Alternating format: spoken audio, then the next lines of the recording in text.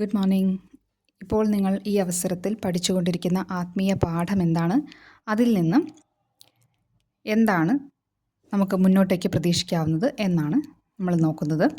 ഇപ്പോൾ നിങ്ങൾ നേരിട്ടുകൊണ്ടിരിക്കുന്ന പഠിച്ചുകൊണ്ടിരിക്കുന്ന ആത്മീയ പാഠം ഡെവിൾ കാർഡാണ് വന്നിട്ടുള്ളത്.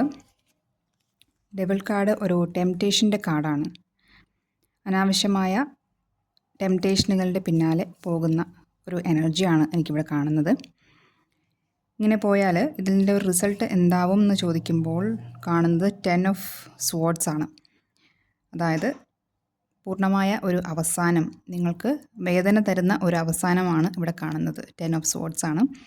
നമുക്ക് വേറൊരു ഗൈഡൻസ് കൂടി എടുക്കാം. ഓക്കെ, 4 ഓഫ് സ്വാർഡ്സ് വന്നിട്ടുണ്ട്. ഇപ്പോൾ ഈ ടെംപ്റ്റേഷനുകളിൽ നിന്ന് മാറി നിങ്ങളൊരു റെസ്റ്റ് എടുക്കേണ്ട സമയമാണ്. നിങ്ങളുടെ മനസ്സിലുള്ള സംശയങ്ങളും ആസക്തികളും എല്ലാം മാറ്റിവെച്ച് ഒന്ന് റെസ്റ്റ് എടുക്കുക, ദൈവവിചാരം ഉണ്ടായിരിക്കുക. ഈ 2 ഗൈഡൻസാണ് ഇപ്പോൾ നമുക്ക് തരാനുള്ളത്. Thank you.